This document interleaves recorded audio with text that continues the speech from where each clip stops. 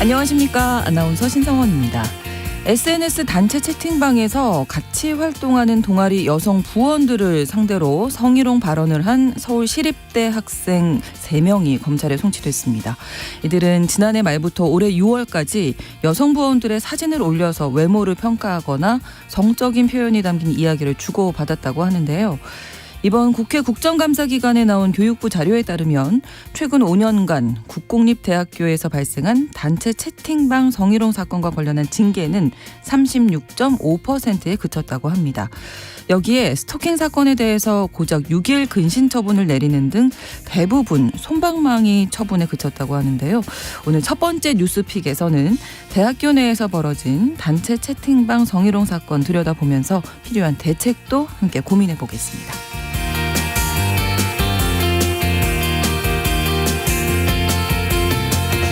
요즘 신입사원들은 회식을 싫어한다더라. 또 쓴소리는 듣기 싫어하고 칭찬과 보상만 생각한다더라. 이렇게 G세대 직장인들에 대한 편견이 일부 존재하고 있죠. 하지만 지난해 대학내일 20대 연구소의 조사에 따르면 아픈 소리도 기꺼이 받아들일 수 있다라는 문항에 대해서 G세대의 긍정 응답률이 50%가 넘었다고 합니다. 이는 선배 세대인 X세대보다 높게 나타난 수치라고 하는데요. 오늘 MZ데스크에서는 지난주에 이어서 MZ세대의 회사 생활 중 그들이 받고 있는 오해와 편견에 대한 이야기 나눠보겠습니다. 10월 18일 수요일 신성원의 뉴스 브런치 문을 열겠습니다.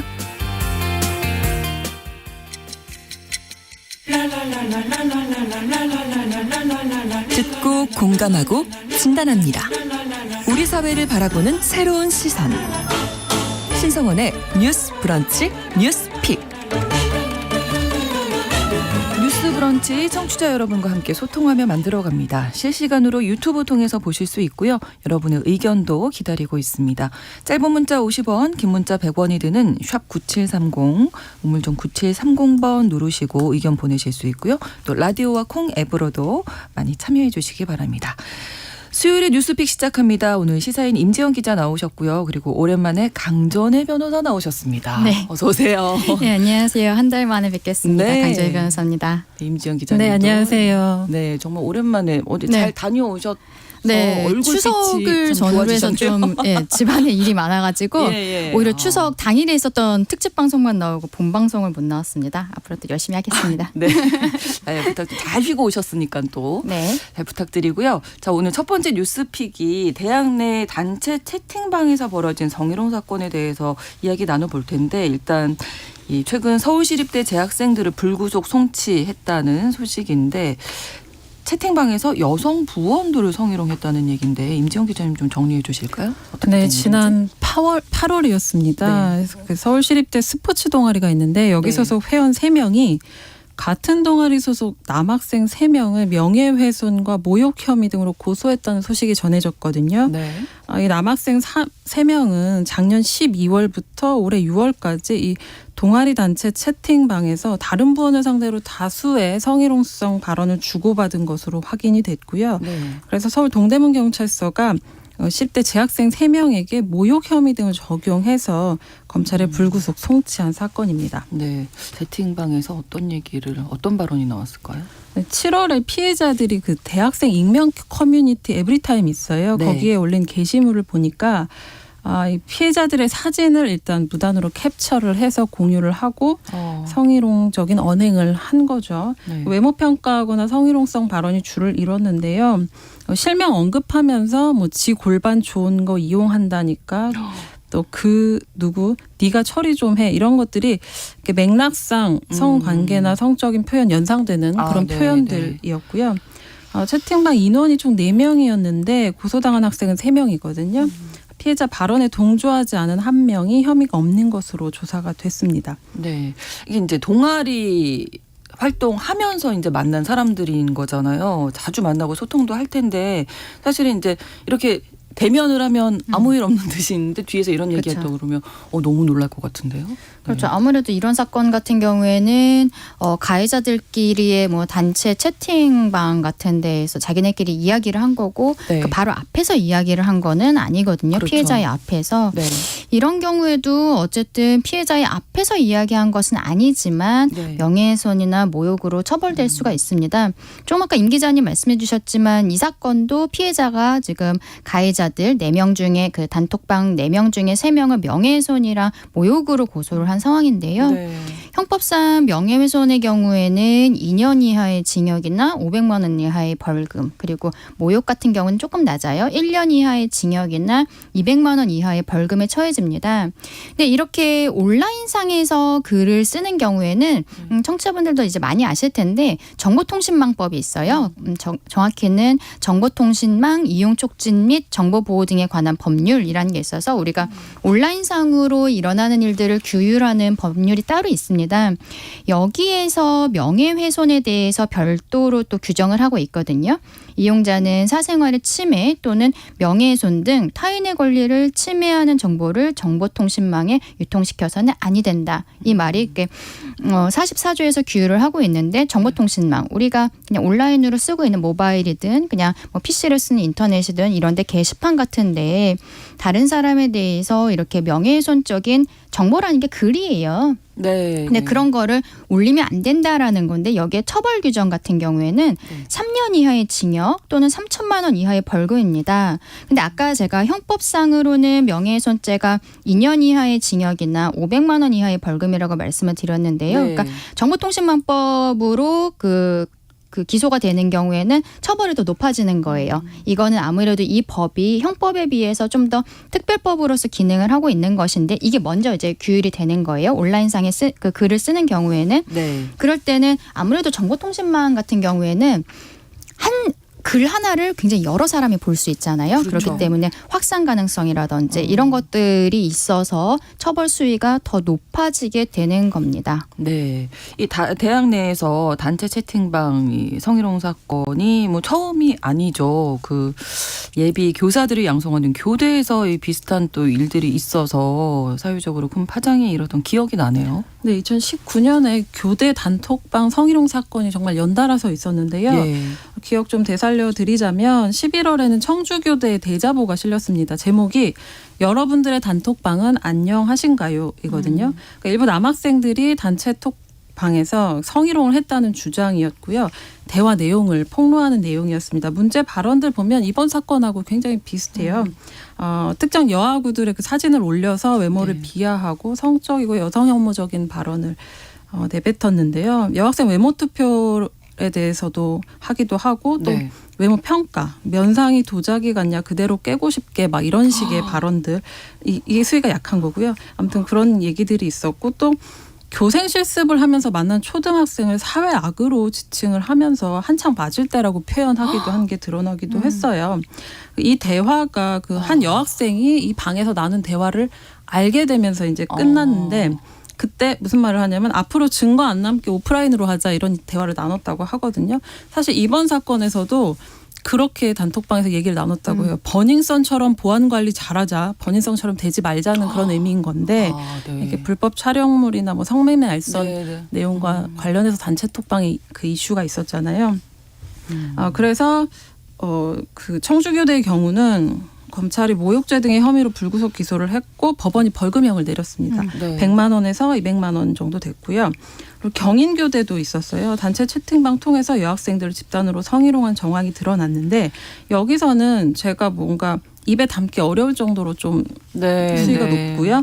근데 특정 여교수의 실명까지 언급하면서 희롱 대상으로 대화를 나눈 것으로 확인이 됐고요. 네. 또 한 남학생이 여자친구하고 싸웠다고 말을 하니까 한국 여성은 3일에 한 번씩 때려야 말을 듣는다는 의미인 3일한 이렇게 대답하는 내용도 포함됐다고 합니다. 네. 그리고 재학생도 있지만 사실 졸업생도 있어서요.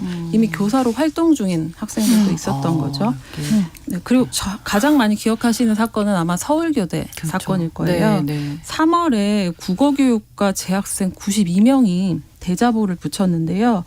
이게 남자 재학생 또 남자 졸업생이 남자 대면식을 갖는다고 해요. 그런 행사가 있는데 네. 재학생들이 새내기 여학생들의 사진과 개인정보를 담긴 신입생 소개 자료를 만들었다고 합니다.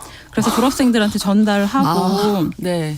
이 여학생들의 외모 등에 대해서 졸업생들이 평가를 하고 스케치북에 등수를 매기고 막 이런 활동을 했다는 거예요. 그 다음에 또 문제인 것이 현직 교사인 졸업생이 초등학교 여학생을 성적 대상화하는 그런 발언까지 한 사실이 드러났거든요. 그래서 이제 채팅방 내용이 문제가 되니까 남학생들끼리 증거가 없는데 뭘 해명하라는 거지 이런 식의 대화를 나눈 정황도 드러나기도 했고요. 근데 이게 서울교대 국어교육과뿐만이 아니라 초등교육과에도 이런 비슷한 전통이 있었다는 사실이 보도되면서 네. 이제 이 사건으로 서울시 교육청이 현직 교사 또 임용 대기자에게 징계 처분을 내렸고요. 서울교대도 국어교육과 또 과학교육과 초등교육과에게 징계 처분을 내리기도 했습니다. 그런데 징계 관련해서 당사자들이 별도 소송을 또 벌였어요. 아, 그래요? 일부는 승소하고 일부는 패소를 했는데 승소한 내용 보면 아까 전에 제가 말씀드렸잖아요. 그 초등학생 대상 성희롱성 발언. 이거 너무 충격적인데요. 네, 그걸로 징계를 받았는데 교육감 대상으로 불복 소송을 벌였어요. 근데 재판부는 이제 원고 패소 결정을 했고요. 임용 전의 행위라고 하더라도 임용 후에 공무원의 체면 또는 위신을 손상하게 된 경우에는 징계 사유로 삼을 수 있다. 이렇게 얘기를 한 거죠. 이게 교대 나오면 이제 초등학교 교사가 되는 거라서 그렇죠. 이제 이런 이야기 듣고 나면 이제 부모님들 많이 학부모님들이 걱정이 되실 것 같은데 일단 대학 내에서의 징계가 약하다, 매우 약하다. 네. 국감에서 이런 내용이 밝혀진 거잖아요. 네, 지금 국회가 국정감사 중인데요. 여기 네. 관련해서 이렇게 나온 이야기들이 있습니다. 일단 대학 내 징계에 대해서 먼저 말씀을 드리자면은 조금 아까 그 사건 같은 경우에는 피해자가 명예훼손과 모욕으로 고소했다라고 말씀드렸잖아요. 그러면은 고소는 형사처분을 국가의 형사처분을 위해서 피해자가 이제 노력을 한 것이고 네. 이 학생들이 아까 뭐 동아리 같은 걸로 해서 학생들끼리 단톡이었기 때문에 그러면 그 학생들이 지금 다니고 있는 대학교 내에서의 징계는 별개거든요. 그러니까 우리 간단하게 생각하면 초중고 학생들 학교폭력 사건이랑 똑같은 거예요. 이것도 네네. 대학 내의 학교폭력 사건이라고 볼 수 있는 겁니다. 그렇기 때문에 이게 국가 형사처벌이나 교내 징계는 별개인데 국가 형사처벌이라는 건 이런 사건들이 워낙 뭐 많이 누적이 되어 있기 때문에 뭐 벌금이 얼마가 나온다든지 이런 게 일률적으로 되어 있죠. 그리고 그렇죠. 우리가 초중고 학교폭력 사건도 이제는 뭐 워낙 학교폭력법도 오래되었고 이제 사건들이 많다 보니까 비슷비슷하게 나오고 있는데 네. 대학 같은 경우에는 그렇지가 없군요. 않단 말이에요. 징계 일관성이 전혀 없다. 예, 그리고 뭐 실제로 처벌받는 경우도 별로 많지 않다는 게 이번에 국감에서 지적이 됐습니다. 네. 그 내용을 조금 보면요. 최근 5년에 전국 국공립대학교, 사립학교는 아니에요. 네. 국공립대학교에서 발생했던 이런 메신저 단체 대화방에 있는 성희롱 사건을 교육부가 파악한 사례는 16건이었다고 합니다. 네, 말씀드린 것처럼 이게 대학마다 그 징계라든지 이런 조치사항이 굉장히 다른 것으로 파악이 됐는데요. 지난 15일에 국회 교육위원회 소속 강득구 의원실이 교육부로부터 받은 자료에 나온 내용입니다. 2019년부터 올해 상반기까지 학교 대학 내 단톡방 성희롱 사건 16건 같은 경우에는 SNS나 이제 문자 메시지를 통해서 상대방을 성희롱하든지 아니면 불법 촬영물을 배포해서 협박하는 이런 내용들이 있었는데 이 16건 중에서 뭐 유기 아니면 무기 정학 이런 징계를 내린 사건이 6건에 불과했다고 해요. 그래서 예를 들어서 부산대학교 같은 경우에는 2021년에 있었던 사건인데요. 이게 불법 촬영물이었습니다. 촬영물을 SNS에 배포를 했는데도 가해자한테 재발 방지 교육만 한 거예요. 뭐 정학이라든지 이런 것이 없었고 네. 전남대 같은 경우에는 단톡방 성희롱 사건이 있었는데 교육 이수 권고만 내렸습니다. 또 심지어 이제 언론에 나와서 좀 이야기가 많은 것이 경남 도립 거창대학에서 네. 2021년에 SNS에서 성적 비하 및 욕설을 퍼부은 가해자가 있었는데요. 이 가해자가 군 휴학을 한 거예요. 근데 이 군 휴학을 한 거를 징계 조치 사항이라고 이번에 교육부에 제출을 한 겁니다. 네. 그러니까 이게 굉장히 좀 놀라운 부분이어서 관련해서 언론에서도 좀 보도가 됐기 네. 때문에 우리 청취자분들도 좀 보신 분들이 있을 거예요. 이거를 징계 조치라고 할 수 있을지. 네. 그러니까요. 근데 이렇게 또 초중고 학교 폭력에서는 이제 당연한 것으로 여겨지는 뭐 가해자와 피해자 간의 분리 조치라든지 또 피해자에 대한 접근 금지 이런 거, 2차 피해 예방 이런 게 16건 중에 이것도 6곳에 불과했습니다. 그러니까 대학에서는 아무리 성인이라고 해도 어쨌든 교육기관인데 그렇죠. 이렇게 학교 내에서의 폭력에 대해서 하나의 그 학교 폭력인데 여기에 대해서 크게 많이 신경을 쓰지 않는다는 것이 드러난 거죠. 그래갖고 그 부분이 이번에 국감에서 드러나면서 좀 문제가 되고 있습니다. 네, 왜냐하면 그 피해자들 입장에서 생각해 보면 매일 대면하고 만났던 어떤 아는 사람이 그렇죠. 나에 대해서 이렇게 했다.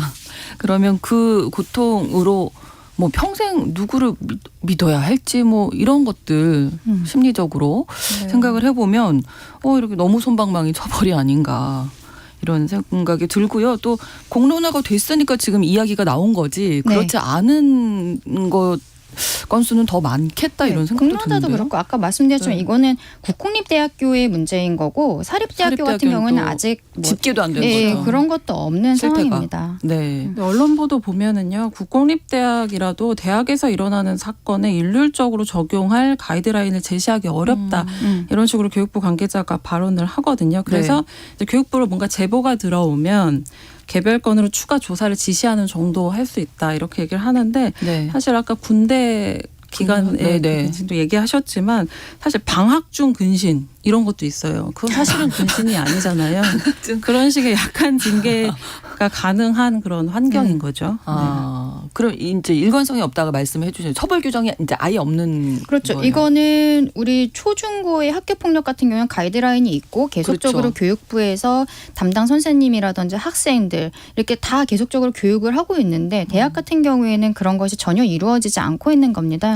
그러니까 각자의 자율에 맡겨져 있는 것이어서 네. 어떻게 보면은 대학에서 교직원에 대한 징계는 이제 제가 좀 해보면은 그거는 어느 정도의 가이드라인이 좀 있다고 볼 수 있어요. 예. 이 정도 수준이면은 뭐 이 정도 처벌이 나고 왜냐면은 그 교수들 이렇게 교직원들에 대한 징계는 어차피 그게 다음번에 소송으로 이어진다는 것을 모두가 예상을 하고 징계위원회를 열기 때문에 네. 거기에 맞춰갖고 좀 하는 것들이 있거든요. 근데 학생에 대한 징계는 사실 우리 뭐 진행자님이나 임 기자님도 대학 다닐 때 누구 징계당했다는 얘기 들어본 적 없잖아요. 거의 예. 못 들어본 것 학교에서 같아요. 거의 학생들의 맞아요. 사생활이라고 하고서는 두고 있는데 이게 문제는 이번 사건과처럼 형사적으로 처벌이 되고 있는 이런 것에서도 학교가 너무 손을 놓고 있는 것이 아니냐. 예. 그 부분을 지금 지적하고 있다고 보시면 좋을 것 이게 같습니다. 대학 자율이라고 하면 대학 자율이기 때문에 대학이 스스로 권한을 조금 가지는 그렇죠. 경우도 있거든요. 뭐 미국 같은 경우에 뭐 하버드 대학에서는 입학 예정 상태에서 SNS에 뭐 인종차별이나 성차별적 발언을 올린 게 확인이 돼서 입학이 취소된 그런 사례도 있었다고 하더라고요. 네. 그러니까 요즘에 뭐 SNS 단체방, 단톡방 워낙 많잖아요. 뭐 초등학생부터 스마트폰을 갖고 다니는 그런 시대가 됐는데 이 부분에 대한 교육도 좀 잘 이루어져야 될 것 같고 그렇죠. 징계 부분도 가이드라인이 꼭 자체적으로 마련을 하던 좀 필요할 것 같은데요. 네. 이제는. 이게 온라인 커뮤니티 같은 경우에는 이제는 좀 사용하는 사람들이 여기에 글을 잘못 올리면 형사처벌이 될 수 있다는 의식이 좀 있어요. 예, 그거는 피해자 쪽에서 고소를 했을 때 그 IP 같은 걸 추적을 해가지고 그렇죠. 이렇게 처벌이 되는 것들을 알고 있는데 근데 이번에 나온 사건 같은 경우에 개인적인 톡방이란 말이에요. 그래서 아까도 가해자들이 무슨 얘기를 했냐면 우리가 문제되면은 톡방 펑 하고 네, 우리 만나서 네. 오프라인으로 우리끼리 얘기하자. 그럼 이제 휘발이 돼버리니까 반성하는 것이 아니라 증거를 남기지 그러니까 않는다. 뭔가 잘못됐다는 걸 아는 거 아니에요? 그렇죠. 그런 말을 했다는 알거든요. 건. 네. 네. 근데 이렇게 개인적인 톡방의 경우에는 뭐 이렇게 의식 자체가 떨어진다는 거죠.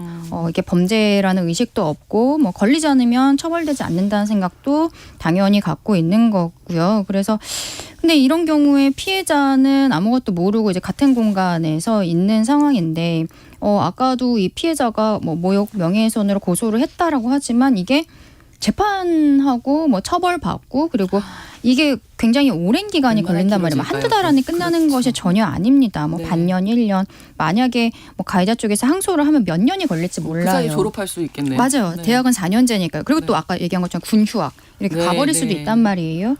그리고 여기에 있어서 좀 교내에서의 어떤 가이드라인 같은 게 필요하고 교내를 넘어서 이건 이제 교육부에서 각 대학에서의 예, 가이드라인을 좀 만들어줘야 되지 않나 이런 생각을 하고 저는 네. 우리가 오늘은 대학생들 얘기를 하고 있지만 이게 그냥 우리 사회생활에서도 되게 만연히 있는 일이잖아요. 그렇죠. 사실은. 그렇기 네, 때문에 네. 이 부분은 정부에서 좀 정책적으로 온라인상으로 이제 뭐 단톡이라든지 이런 데에서 우리끼리 뭐 뒷얘기 이렇게 생각을 한다고 이게 간단한 것이 아니라 범죄가 될 수 있다. 이런 부분은 공익광고라든지 네, 이런 걸 좀 네. 해야 되지 않을까. 뭐 개인적으로 그렇게 근데 생각합니다. 우리가 이제 사회적으로 그런 사건들이 있으면서 사실 체감하고 좀 습득하고 이런 부분들이 있는데 아까 2019년에 그런 사건들이 있었는데도 그때 당시에 교대 사건. 네, 교대도 네. 그런데 사실 의대도 그런 단톡방 사건이 있었죠. 있어서 문제가 네. 있었어요. 또 공군도 네, 근데 근데 무슨 파일이 있었잖아요. 네, 학습이 네. 안 되고 이렇게 온 것에는 사실은 저는 그 가해자가 성희롱을 멈추지 않는 이유의 가장 근본적인 거는 공감해주는 사람들이 있기 때문이라고 보거든요. 네. 왜 뭐 이런 기사들 나올 때 가장 많은 댓글이 사실 운이 나빴다. 뭐 남자들끼리 있거나 할 때 모든 남성들이 그런 건 아니지만 이런 정도 수준의 이야기를 하지 않는 경우가 어딨냐 이런 댓글들도 사실 네, 많이 네. 있거든요. 사실 가해자가 정말 두려워하는 것은 이게 또 동료 남성들 사이에서 소외받거나 비판받거나 이런 부분들이거든요. 네. 그러니까 이렇게 호응해주거나 혹은 침묵하거나 이런 분들만 있다면 단톡방 성희롱은 사라지지 않을 것 같기도 하고요. 이런 사건들이 이제 밖으로 나올 때는 사실 내부인들의 고발이 많이 있는 거죠. 있었거든요. 네. 그러니까 그런 차원에서 조금씩 변화가 있기는 하지만 조금 더 학습이 되었으면 좋겠습니다. 오늘 우리가 처음에 소개해드린 사건이 보면은 단톡방에 4명이 있었는데 3명을 고소했단 말이에요. 네. 1명이 호응하지 않았다라고 했는데 아마도 이 호응하지 않은 이 분이 요 그 4명의 방 안에서 이런 이야기가 있었다는 걸 피해자에게 알려줬을 것 같아요. 근데 이제 또 이게 뭐가 문제가 있냐면 특히 이제 좀 남자들끼리는 의리 없는 사람이라고 이렇게 낙인이 찍힐 수 있단 말이에요. 네, 네, 그거를 일단 캡처를 해서 증거로 그 검찰이라든지 법원에 증거를 제출하려면 그 단톡방 내용 자체의 캡처본이 필요하단 말이에요. 그렇죠. 그러면 아마도 호응하지 않은 분이 이거를 캡처를 해서 그럴 피해자에게 전달했을 가능성이 높고 그렇기 때문에 그분을 빼고서는 나머지 3명에 대해서만 고소가 이루어진 것으로 지금 뭐 저는 절차적으로 그렇게 됐을 거라고 예상을 하는데 이랬을 때 내부에서 도와준 사람을 또 주위에서 이렇게 네. 예, 그 이후에 예, 이렇게 좀 안 좋게 오히려 볼 수 있단 말이에요. 그런 것도 이건 정말 범죄다. 그리고 오히려 이런 거를 고발해 주는 게 용기 있는 네, 용기 네, 있는 네. 행동이라는 것에 대한 어떤 교육이라든지 뭐 공익적인 이런 것들이 필요할 것 같습니다. 그러니까 전체적으로 이런 사건들을 다루면 우리 사회에서 여성을 바라보는 인식이 과연 어떠한가 그쵸. 여전히 뭐 그런 좀 씁쓸한 생각이 들고요. 단톡방 사실은 매개일 뿐이라는 생각이 그렇죠. 들죠. 평소에 네. 그 화법이 뭐 그대로 그 반영되고. 단톡방에서 나왔던 얘기처럼 대면에서 네. 또 얼마나 얘기를 많이 할까 뭐 이런 생각도 들고 아무튼 좀 가이드라인 처벌을 좀 강화할 수 있는 대학 내에서든 교육부 차원에서든 그런 점들이 좀 필요하다는 그런 생각이 들고 좀 근절될 수 있겠습니까? 두 분은 어떻게 보시는지. 사실은 뭐 쉽지 않을 거라 쉽지 생각하고 우리가 않죠. SNS의 대표라고 생각하는 그 페이스북도 사실은 그 페이스가 실제 여성 얼굴의 페이스를 가지고서 만든 사이트였잖아요. 네, 그런 것들이 있기 때문에 이거는 꼭 한국만의 문제는 아니고 네, 네. 예, 그렇다고 생각을 하지만 우리가 이게 범죄가 된다는 부분에 대해서 그렇죠. 계속적으로 교육이 필요하다 그런 생각입니다. 네. 근데 또 이게 SNS이기 때문에 우리가 평소에 그냥 대화 나누는 수준하고는 또 다른 게 다르죠. 네, 이제 가해자들은 금방 휘발되는 말처럼 평소 그냥 나누는 말처럼 하지만 피해자 처지에서는 사실은 이 여기에 소속된 사람들이 언제든지 지난 대화를 다시 볼 수 있고 아까 그 캡처된 거 그렇죠. 말씀드렸는데 네, 네. 누구나 쉽게 복사해서 전송하거나 캡처한 그렇죠. 거를 퍼뜨릴 수 있는 그런 환경이기 때문에 굉장히 위험한 거거든요. 그리고 단톡방 성희롱 대부분은 다른 디지털 성범죄하고도 사실은 연관되어 그렇죠. 있거나 예비한 단계의 어떤 사건으로 보여질 수 있기 때문에 불법 촬영물이 들어가면 이제 네. 심각해지는 거죠. 문제가 더. 자, 이 문제 여기까지 다루도록 하고요. 잠시 후 뉴스픽 두 번째 시간에는 아이에게 양육비를 주지 않는 부모들에 대한 이야기 또 나눠보도록 하겠습니다. 뉴스 브런치 1부 마치고 2부에서 뉴스픽 이어가고요. 11시 30분부터 일부 지역에서 해당 지역 방송 보내드리겠습니다.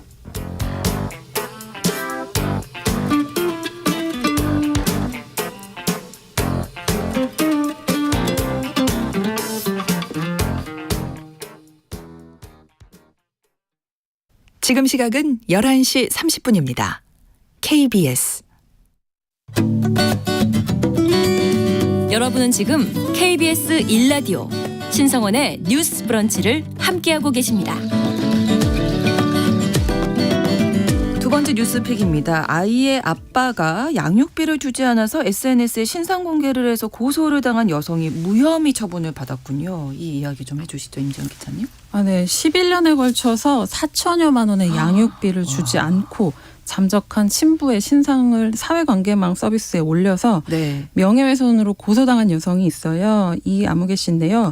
이분이 무혐의 처분을 받았다고 합니다. 네. 이 씨에 따르면 이 씨와 그 전 남편이죠. 서모 씨가 2007년 결혼한 다음에 아이를 가졌는데 이 서 씨의 외도 끝에 2012년에 이혼을 했거든요. 당시 법원이 서 씨가 홀로 그 아이를 키우게 된 이 씨에게 양육비 월 45만 원을 지급하라고 판결을 했어요. 네. 근데 이걸 이행하지 않았고 연락도 끊겼다고 해요. 근데 2018년에 미지급 양육비가 2천만 원을 넘겨서 법원이 이행명령을 내렸지만 양육비를 주지 않았습니다. 그 미지급된 양육비가 4천여만 원이라고 말씀드렸는데 이 친모인 이 씨는 서 씨 행방을 찾기 위해서 굉장히 노력을 했어요. 법원에 감치명령을 일단 청구를 했어요. 네. 감치명령은 재판부가 직권으로 구속시키는 제재 조치거든요. 그런데 법원이 그 기각을 했습니다. 이유는 그 친부인 서 씨가 우편을 받지 않아서 감치 등의 제재를 받을 수 있다는 사실을 전달받지 못했다 이거 하고요. 또 일부라도 양육비를 지급했다 이 이유로 기각을 했다고 합니다. 근데 법적인 구제를 받지 못하게 된 거라서 올해 8월에 SNS에 이 친부의 행방을 찾는다 이 내용과 함께 사진을 게시했어요. 그러니까 이 서 씨가 그제서야 이 씨를 명예훼손으로 왔군요. 고소를 한 거죠. 경찰이 조사 끝에 무혐의 처분을 내린 건데 당사자가 이 판결이 아니죠. 그 무혐의 처분 이후에 벌금형을 각오하고 게시물을 올렸는데 무혐의 처분을 받게 돼서 정말 다행이라고 그런 소감을 남기기도 했어요. 네. 그러니까 연락을 아무리 이런저런 다양한 방법을 써서 할 수 연락이 안 있는 되다가 수단을 다 신상 해본 거죠. 공개하니까 바로 그러니까요. 이제 명예훼손으로 이렇게 된 건데 무혐의 처분 내려진 이유에 대해서 좀 알아볼까요? 너무 다행이긴 한데요. 이거는 좀 특별한 경우이기 때문에 언론에서도 나온 건데요. 네. 왜냐하면은 일단 기본적으로 한국에서는 고소를 하면은 경찰에다가 이제 고소를 하고 그렇죠. 경찰이랑 검찰은 거기에 대해 수사를 하고 그런 다음에 검찰이 이게 죄가 될 것 같다 하면 법원에 기소를 하는 거거든요. 네. 근데 검찰에서 봤을 때 죄는 되는데 이걸 뭐 처벌까지 할 일은 아니다라고 하면 기소유예라는 걸 해줘요. 기소를 그렇죠. 유예해준다. 네. 그렇기 때문에 사실은 이렇게 양육비 관련해서 명예훼손으로 고소를 당한 오히려 돈을 못 받았지만 고소를 당한 분들은 기소유예를 그동안에는 받아오셨던 걸로 저는 알고 있는데 이번 사건 같은 경우는 아예 검찰에서 무죄다. 무혐의 결정을 한 거예요. 그렇기 때문에 아예 검찰에서 이거를 봤을 때 죄 자체가 되지 않는다라고 본 겁니다. 네. 이거 조금 어려운 얘기인데 범죄라는 게 명예훼손죄 이런 게 성립이 되려면 일단은 이 범죄가 법 조문에 해당이 돼야 돼요. 그 구성 요건이라고 표현을 하거든요. 범죄 그 구성 요건이 해당성이 있어야 되고 그리고 위법성 조각 사유가 없어야 됩니다. 이게 어떤 거냐면 정당방위 같은 거죠. 정당방위 같은 게 아니어야 되고 그리고 마지막으로 본인이 책임을 질 수 있는 사건이어야 돼요. 근데 이 사건 같은 경우에는 뭐 지금 검찰에서 무혐의에 대한 의견서 자체가 뭐 언론에 보도가 된 것은 아니지만 제 생각에 명예훼손의 구성 요건 자체는 어느 정도 있지 않았을까. 법 조문에는 해당이 됐을 것 같아요. 왜냐하면 그 전에 했었던 다른 분들은 벌금형을 받거나 아니면 기소유예를 받았었단 말이에요. 비슷한 사건들이. 그렇죠. 그리고 정당방위 같은 건 아니었으니까 아마도 이거는 이 지금 뭐 가해자로 지목되어 있었던 양육비를 못 받은 엄마가 책임질 수 없는 사유다. 이렇게 검찰에서 본 것이 아닌가라고 생각을 합니다. 저는.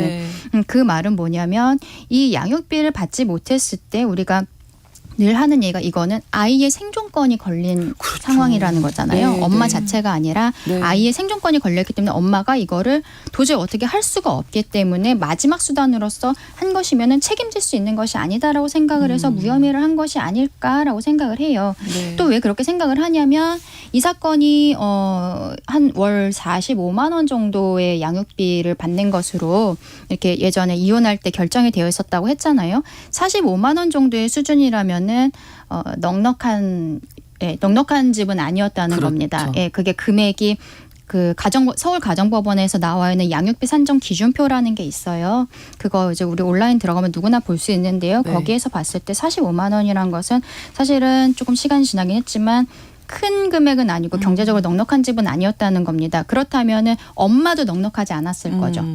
45만 원을 주기로 했던 아빠뿐만이 아니라 네. 그래서 이거를 아마 책임지게 생존권 할 수 없다. 예, 이거 차원에서. 유죄까지 가게 하기 어렵다라고 검찰에서 본 것이 아닐까라고 그렇게 생각이 듭니다. 앞으로 좀 그런 영향이 있을까요? 그동안은 기소유예 많이 나오고 뭐 벌금형도 있었다고 하는데 이 명예훼손 사건이 때문에. 언론에 나올 정도면 얼마나 특이한 케이스겠어요. 남들은 다 유죄 받았다는 거죠.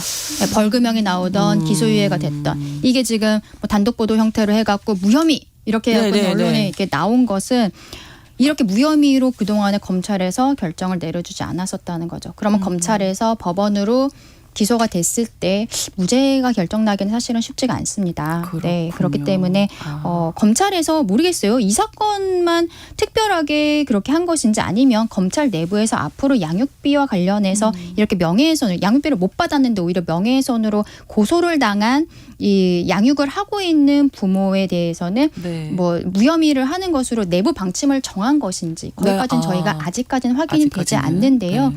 만약에 그렇다면은 내부 방침이 정해져 있었던 거라면 검찰에서 제 생각에는 발표를 할 것 같거든요. 아, 그런 얘기는 지금까지 우리 들어본 적이 없잖아요. 이 그렇죠. 사건이 좀 특이한 케이스가 아니었나라는 생각이 좀 듭니다. 네, 저희가 또 계속해서 좀 알아보도록 하고요. 음. 그 양육비 이행법이라는 게 지금 있잖아요. 네. 그래서 양육비를 주지 않는 부모에게 처벌이 가능한데 이게 또 그렇게 쉽지 않다면서요. 그렇죠. 처벌까지 일단은 가는 이혼하면서 양육비 이 집은 이제 월 45만 원 받기로 했는데 그렇게 네. 결정이 됐어요. 근데 안 줘요.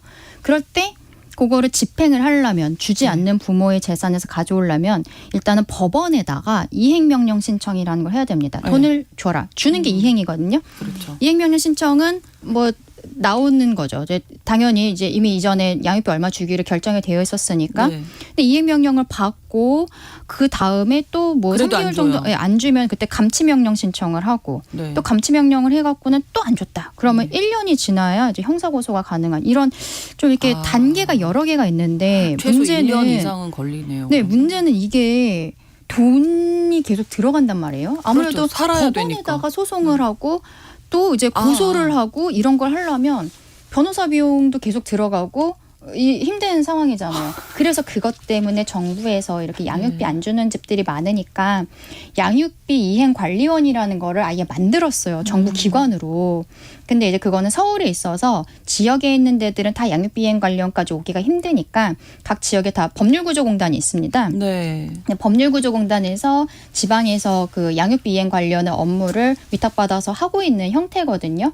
그래도 어쨌든 이 지금 당장 돈이 없는데 양육비를 못 받고 있는데 여기에 소송을 진행을 하고 감치명령 그리고 그 다음에 뭐 구속시키고 법에는 이제 구속까지 가능하다고 되어 있지만 너무 지난한 거죠. 너무 그렇죠. 오래 걸리는 거예요. 그렇죠. 네. 그리고 아까 이번 사건도 그 뭐가 있었냐면은 송달이 되지 않았기 때문에 네, 뭐 우편 못 감치도 뭐 받았다고. 처음에 안 네. 되고 그것 그게 때문에 시간이 문제입니다. 엄청 예. 걸리는 것 같아요. 이게 양육비 이행관리원에서 굉장히 많은 권한들을 갖고 있는데 네. 돈을 주지 않는 일반 부모가 어디 갔는지 알 수가 없잖아요. 이혼하고서 연락이 안 되면. 그때 양육비 이행관리원이 이분의 지금 살고 있는 주소라든지 그리고 뭐 건강보험 만약에 직장인이라면 건강보험 가입 내역이라든지 이런 거를 확인을 해서 이 사람의 현재 주소를 확인을 할 수 있습니다. 양육비 이행관리원이. 네. 그런데 그냥 뭐 개인 사업을 한다든지 뭐 이렇게 하면은 실질적으로 찾을 수가 없는 거예요. 그래서 지금 이번 사건 이 집도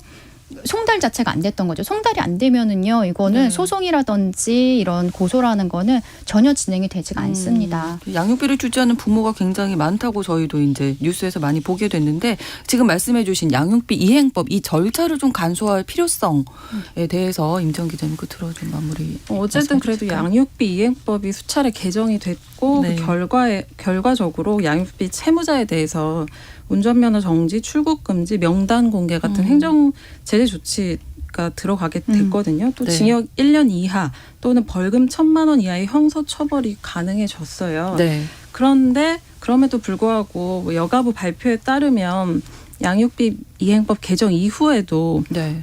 제재 조치된 양육비 미지급자가 2021년부터 2023년 8월까지 총 770여 명이거든요. 그렇게 제재 조치를 받고도 양육비를 지급하지 않은 경우가 91% 네. 수준이에요. 그러니까 한번 안 주려고 마음을 먹었으면 다시 받기가 너무 어려운 거죠. 그렇게 개정이 별다른 효과로 이어지지를 못하니까 그러네요. 국회에서 처벌 수위를 높일 수 있도록 법안을 다시 손질을 하고 있거든요. 지금 현재는 감치명령 받고 1년 뒤에나 형사고소를 할 수 있는데 네. 이행명령 후 3개월 이내에 그 밀린 양육비를 안 주면 형사고소가 가능한 법안 같은 거에 대해서도 논의가 되고 있습니다. 네. 자, 이거 빨리 좀 이행 절차 간소화가 좀 필요하다. 여기까지 저희가 듣도록 하겠습니다. 수요일에 뉴스픽 시사인 임지영 기자, 강전혜 변호사 두 분과 함께 말씀 나눴습니다. 오늘 고맙습니다. 예, 감사합니다. 감사합니다. 신성원의 뉴스 브런치는 여러분과 함께합니다. 짧은 문자 50원, 긴 문자 100원이들은 샵 9730. 무료인 콩앱과 일라디오 유튜브를 통해 참여해주세요.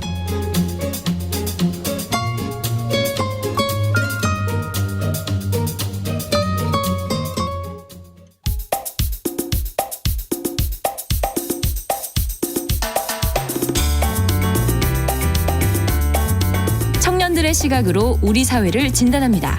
뉴스 브런치 MG데스크.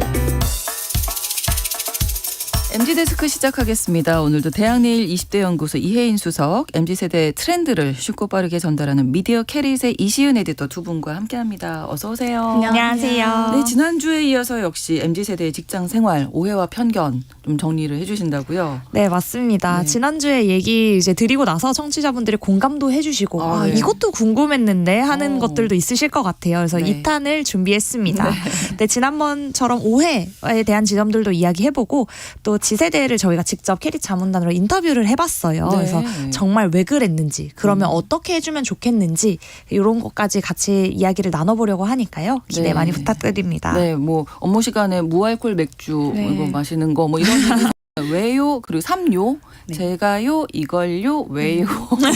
이런 약간 좀 오해가 있었다 이런 말씀 해주셨는데 오늘은 또 어떤 얘기 해볼까요? 네, 첫 번째는 바로 사이드 프로젝트 하느라 본업에 소홀한 걸 당연시 여긴다라는 오해에 대해서 이야기해보고자 이게 오해인 거죠? 네네네. 사이드 프로젝트는 이제 업무 외적인 일이겠네요. 맞아요. 그러면? 부업으로 이제 뭔가 한다, 겸업한다라는 내용으로도 조금 익숙하실 것 같아요. 네. 사실 사이드 프로젝트가 요즘 후배들의 관심사라는 점은 오해라기보다는 사실에 가깝긴 합니다. 사이드 프로젝트 언급량이 저희가 빅데이터 플랫폼 루시를 통해서 확인해 봤는데요. 2019년 2,000건에 달하던 이야기들이 네. 2022년 작년에는 무려 14,000여 건을 돌파하면서 이제 한 8배 이상 상승을 했거든요. 사실 거창한 게 아니더라도 요즘 매체가 발달하면서 뭐 내 일상 브이로그로 찍어서 올린다거나 뭔가 이런 거 자체가 이제 또 하나의 수익원이 되기도 하잖아요. 그리고 고등학생들도 뭐 자기 브랜드 만들어서 창업한다라는 네. 이야기들 많이 이제 아시니까 모르시는 이야기는 아닐 것 같아요. 근데 이제 포인트는 어디서 일어나냐면 이런 트렌디한 후배가 네. 주말에 업무에 사이드 프로젝트를 한 거죠. 주말은 쉬는 예, 날이니까. 뭐 그럴 수 있죠. 네. 근데 월요일에 와서 피곤해. 피곤해한다.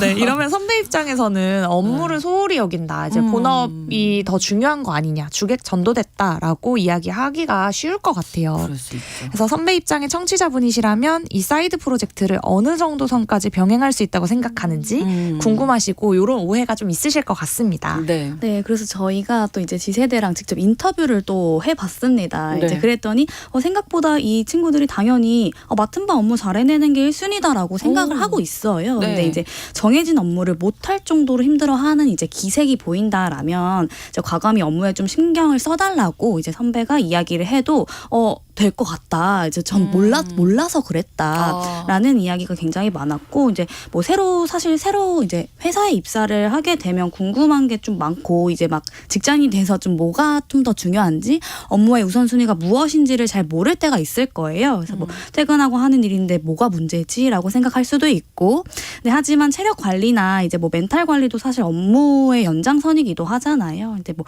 매일매일 뭐 회사를 위해서 체력을 관리해라 뭐 이런 건 아니지만 네, 이제 뭐 중요한 팀 프로젝트를 맡고 있는데 이제 앞두고 있는데 나 할 일이 있어서 좀 먼저 퇴근해봐야 될 것 같다라고 이야기를 하거나 아니면 아까 말씀 주신 것처럼 뭐 밤을 새고 와가지고 이제 회사에 온 경우에는 사실 업무에 영향을 미칠 수밖에 없거든요. 네, 이때 이제 제동을 좀 걸어줄 선배의 역할이 필요하다라는 걸 이제 인정을 하고 있고요. 이제 실제 인터뷰를 해보니까 뭐 선배가 요즘에 뭐 좀 업무에 좀 집중을 잘 못하는 것 같은데 혹시 무슨 일 있냐 힘든 일 있냐 이렇게 물어봤을 때 좀 뭔가 잘못됐다. 주객이 전도가 됐구나라고 이제 느꼈던 이제 친구도 있었습니다. 몰라서 그랬다는 게 좀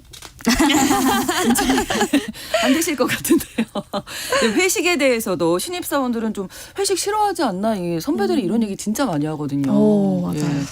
네, 이거는 오해도 있고 또 네. 어떻게 이해하실 수 있는지에 대한 단서도 좀 있습니다. 좀 설명을 해주시면. 네, 사실 요즘 세대 회식 싫어한다는 말은 뭐 너무 많이 들으셨을 네, 것 같아요. 네. 그래서 사실 저도 간단한 식사 상황을 제안하는 것조차 조금 부담스럽더라고요. 그러니까 오히려 선배가 좀 눈치를 보게 되는 거죠. 근데 사실 회식을 모두 싫어한다라는 개념이 아니라 좀 꼭 참여해야 된다. 그러니까 나에게 선택의 자율성이 없다라는 거를 부담스러워하는 거더라고요. 이미 다 정해져 있어요. 네, 회식의 네, 어떤 네. 메뉴라든지 뭐 몇 시에 일정이라든지 가고 뭐 이런 맞아요. 것도. 그래서 지세대가 여기에 대해서 답변한 것 중에 일정 조율이 가능한 회식이라면 본인들도 뭔가 마다할 이유가 없다라는 대답이 인상적이었습니다. 네. 그러니까 가령 회식 일정을 좀 일주일 전 정도에는 공유를 주거나 네. 몇 가지 옵션을 가지고 같이 토론을 해보자는 거죠. 네. 그러니까 당일 통보를 하는 경우는 약속이 있을 때 좀 그렇죠. 깨기도 그건 좀 그렇고 뭔가 음. 내 약속 때문에 회식 안 간다고 하기도 좀 그렇고 그렇죠. 이런 것 때문에 점점 부담스러워진다라고 얘기하기를 했어요. 근데 네. 사실 이런 배경이 지세대가 이제는 사실 면접도 네. 예측 가능성을 가지고 본인이 예약하는 배경에서 자란 친구들이라 그렇다고 이해하시면 좀 더 쉬우실 것 같아요. 면접을 예약을 해요? 네, 맞습니다. 내 일정에 맞춰서? 네네. 그러니까 면접을 그동안은 저희가 일정을 정하고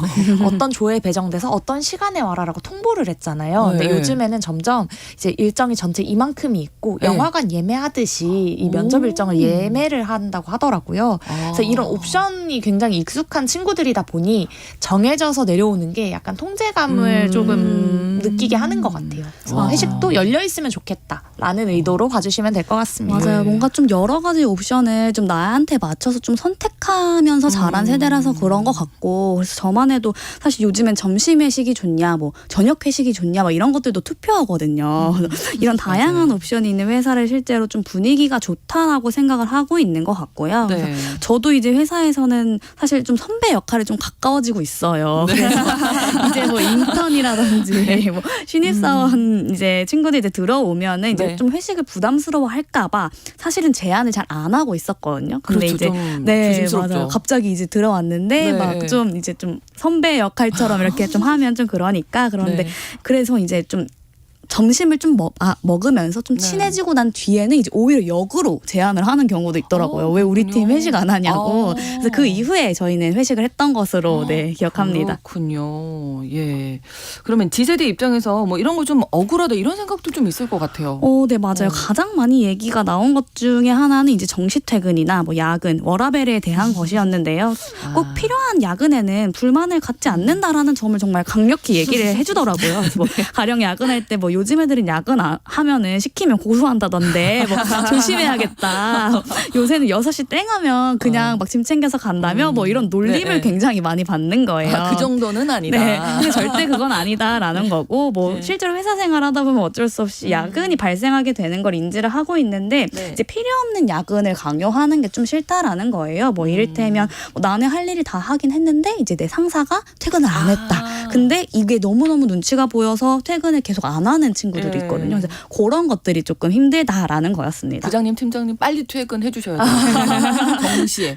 맞아요. 사실 저희도 이제 한 지세대 유튜버 콘텐츠를 보면서 이걸 명확하게 더 이해하게 됐는데요. 네. 그 말을 인용을 해드리자면 선배들이 하는 오해가 하나 있다. 그러니까 나도 일을 잘하기 위해 좋은 성과를 위해 열심히 일하고 싶은 마음이 있다. 그러니까 속된 말로 갈아 넣지 않겠다라는 건 아니고 나한테 갈아 넣어야 하는 이유를 알려달라라는 게 이제 지세대 후배 마음이다라고 이야기를 했어요. 내가 좀 설득이 돼야 일을 할 수 있다. 이거의 이런 거. Y를 왜요? 약간 네. 이런 것 같아요. 그래서 요거를 이제 뒷받침하는 조사도 있었는데요. 네. 잔디라는 업무 공유 플랫폼에서 MZ세대 1784명을 대상으로 자체 조사한 리포트에 따르면 네. 이제 업무 몰입을 위해 가장 중요한 요소를 묻는 질문에 응답자 중 31.7%인 556명이 정확한 업무 피드백을 꼽았습니다. 그리고 그 다음 순위 응답은 24.7%로 나타났는데 업무 맥락과 이유 설명을 선택했고요. 그러니까 사실 환경이나 복지가 나올 줄 알았는데 전 좀 의외였거든요. 네. 그래서 결국 응답 과반수를 넘는 1000명에 달하는 후배들이 업무 몰입의 피드백 가장 중요하다라고 주장한 거니까 앞선 말과 좀 맥이 상통한다고 봐주실 수 있을 것 같아요. 네, 그러니까 제가요 이걸요 왜요를 네네. 할 수밖에 없었네요. 이 이유를 설명해 달라는 맞습니다. 거니까. 정확한 업무와 이제 이유를 설명해달라라는 건데 또 이런 이유 설명이나 이제 업무 피드백에 대해서는 MZ가 꼭 칭찬만 좋아한다, 뭐 쉽게 보상만 생각을 한다라는 이제 오해도 같이 덧붙이기도 했는데 꼭 그렇지만 또 않더라고요. 이제 22년 대학내일 20대 연구소에서 1,200여 명을 대상으로 조사한 가치관 리포트에 따르면요, 네. 아픈 소리도 기꺼이 난 받아들일 수 있다라는 문항에 긍정적으로 대답한 지세대가 조금 더 높게 나타난 거예요. 네, G세대는 50.8%였고 네. 오히려 이제 선배인 X세대 같은 경우에는 46.7%로 나타났거든요. 네, 그래서 이제 다만 이제 일에 대한 객관적인 평가여야 된다라는 게 포인트라고 생각하고요. 그래서 가령 피드백이 감정적이나 사실 좀 주관적으로 가는 경우 생기잖아요. 우리 그렇죠. 뭐 후배가 잘 해내지 못하면 뭐 어림짐작해 버리는 거죠. 뭐 귀찮아서 대충 했나, 뭐 피곤해서 대충 했나 그런 거 이렇게 너무 싫어요. 네, 이렇게 말로 이렇게 뱉어버리는 예, 이제 예, 예. 경우가 생기는데 사실 후배 입장에서 귀찮고 싫어서 대충한 게 절대 아니고 사실 정말 역량이 좀 부족해서 해내지 못한 부분이 있는데 이제 그럴 땐 이런 부분을 좀 이렇게 보완해줬으면 좋겠다라고 이제 일에 대한 피드백으로 객관화해서 주는 게 포인트라고 생각합니다. 객관적으로 해야 된다. 감정 씻지 말고. 이건 아이 맞습니다. 키우는 거랑 좀 비슷한데. 자, 이번에는 후배랑 선배의 동상이몽 소개해 주신다고요? 이게 어떤 또 이번에는 좀 오해라기보다는 네. 주변에서 선배들이 정말 궁금해했던 거를 G세대 후배들한테 직접 물어봤는데요. 네. 이제 회사 내에 이제 소통이라고 하면 사내 메신저 같은 거 빼놓을 수 없잖아요. 그렇죠. 네, 이때 이제 메신저에서 선배들이 가장 많이 궁금했던 점이 바로 답장을 하지 않고 좋아요만 누르는 심리가 궁금하다라는 거였거든요. 저도 이거 좀 궁금하긴 네. 뭐 예를 들어서 설명드리자면 제가 만약 단톡방에서 업무 관련해서 뭐 이런저런 네, 얘기를 네. 나누다가 마지막으로 뭐 이거 언제까지 해주세요라고 말을 이제 끝 마쳤어요. 이제 그럴 때 뭐 네 알겠습니다. 뭐 네 이런 걸 안 하고 네. 그냥 그 메시지에 좋아요 표시만 네, 네, 하트가 하는 딱 거예요. 눌려져 있는 거죠. 네 맞아요. 그래서 이제 캐릿에서 이 부분을 G세대한테 직접 물어본 겁니다. 네. 저는 그게 있는지도 몰랐거든요. 좋아요 네. 누르는 게 있는지도 몰랐는데. 업그레이드가 됐어요. 요즘에 그러니까요. 톡에도. 네, 네, 맞아요. 네. 그래서 왜 그렇게 하는 거냐 이렇게 물어봤더니 이제 첫 번째 대답이 굉장히 의외였는데 네. 이제 대답하기가 싫어서가 아니고 이제 굉장히 많이 뭐 이제 참여를 한 경우에 뭐 30명, 40명이 여러 명이서 막 네를 너무 많이 하면 단체방이 도배가 될 수 있잖아요. 네네네네네로. 네, 맞습니다. 그게 이제 좀 걱정이 된다라는 입장이었는데 이제 위에서 했던 말에 대한 대답을 찾기가 좀 힘들어질까 봐. 우리 그때 무슨 얘기 나눴더라? 뭐 이런 것들을 후배한테 물어보는 경우가 굉장히 많거든요. 그래서 그럴 때 이제 막 찾으려고 위로 올라가야 하기 때문에 이제 그게 조금 비효율적이라고 느껴진다라는 거였어요. 그래서 충분히 이제 좋아요로는 대답을 했다라고 생각하는 거죠. 네, 거기 하트니까. 네, 네네. 맞아요. 또 다른 대답은 이제 내가 이걸 뒤늦게 확인한 경우. 네, 바로 그렇죠. 확인하면 네를 하는 게 어렵지 않은데 그렇죠. 뒤늦게 울리는 알림을 이렇게 하는 게 부담스럽다라는 입장이었습니다. 대화 실시간일 때야 뭐 네, 알겠습니다. 확인했습니다. 뭐뭐 이렇게 할까요? 라는 게 어렵지 않지만 네. 다른 업무를 하다가 늦게 받거나 뭐 회의에 참여했다가 이제 확인이 늦었는데 그때가 약간 갈등의 포인트라는 거죠. 늦게 확인한 타이밍에 대답하자니 약간 이제 생뚱맞게 뒷북치는 후배처럼 보일 것 같고 혹은 야근하다가 이제 뭐 몰입해서 막 하다가 발견했을 때 이 야밤에 알겠다고 해서 이 선배의 알림을 울리는 게 괜찮을까라는 고민도 좀 들고 이게 단체방인 경우에는 이 선배에게만 내라고 대답하고 싶은데 모든 사람들이 네. 다 올리잖아요. 네, 10명이 다 네 알겠습니다를 보기 위해 들어오는 게 자기는 너무 이제 주목받는 것 같고 맞아. 부담스럽다라는 그리고 이게 예의 없는 거 아닌가라는 생각도 오히려. 있다고 합니다. 그러니까 이 지세대들이 저 이제 지난주에 이번 주 얘기 네. 들으니까 좀 눈치 많이 보고 맞아요. 하구나. 눈치를 굉장히 많이 봐서 네. 하는 행동들이 많은데 내가 이제 이렇게 해도 그게 될까를 정말 고민한 건데 선배들은 그럴 때 오해를 해요 또. 그렇죠. 왜 대답 안 할까? 네. 뭐 그래서 그래도 괜찮으니까 네네. 대답을 해주렴. 네. 이러면 하트 누르지 말고 그냥 네네. 대답을 내라고 해주렴 이러면 안 되나요? 그게 정말 오히려 더 너무 편하다. 꼰대인가요? 그게 네. 오히려 좀 더 편하다라는 대답이 정말 많았고요. 그래서 저희 팀 얘기를 예시로 어떻게 들어드리면- 해달라고. 네, 맞아요. 그래서 저희 팀 예시를 좀 들어드리면 네네네. 아예 이제 뭐말 뒤에 뭐 이러했습니다. 그래서 뭐 확인하신 분들은 뭐 좋아요를 눌러주세요. 뭐 확인하신 분들은 대답해주세요. 이렇게 좀 갈리거든요. 그래서 그렇게 하니까 오히려 저도 편하더라고요. 이게 그렇죠. 다 이제 막 네네네네 하는 알람이 안 울리고 그냥 좋아요 누른 사람만 쫙 파악을 하면 되니까 그것도 굉장히 편했습니다. 전 변칙적으로 이런 것도 쓰기도 하는데요. 그냥 뭐 하트를 계속 누르는 거 말고 거기 되게 다양한 스티커들이 있잖아요. 네, 네, 그래서 네. 확인했으면 원래 뭐 하트 누르면 되는 건데 확인했으면 뭐 엄지척? 뭐 체크 표시 남겨줘. 뭐 이거에 해당하는 사람은 뭐 엄지 눌러주고 이거에 해당하는 사람은 체크 남겨줘. 이렇게 하면 이제 진짜 메시지를 읽었구나. 이게 기계적으로 누른 게 아니구나라는 걸 이제 얘기하는 선배 입장에서도 좀 확인할 수 있더라고요. 네, 그러니까 정확한 이유 설명이 아무튼 MZ 세대들한테는 중요하다는 걸 깨닫게 됐고 그 소셜 미디어 친구 많이 맺으세요? 직장 후배들하고? 네. 저는 이것도 사실 부담스러워할까봐 그러니까 이게 포인트인 것 같아요, 사실은. 그러니까 그냥 먼저 좀 친해지지 않은 상태에서 그냥 먼저 바로 그냥, 아이디를 물어본다거나 뭔가 그건 이런 좀, 식으로. 그래서 그렇게 하면 사실 나의 개인 사생활을 조금 들키는 생각이 들어서 좀 그렇잖아요. 그래서 네. 이제 나중에 친해지고 난 다음에 포인트가 이제 후배가 먼저 물어봤을 때.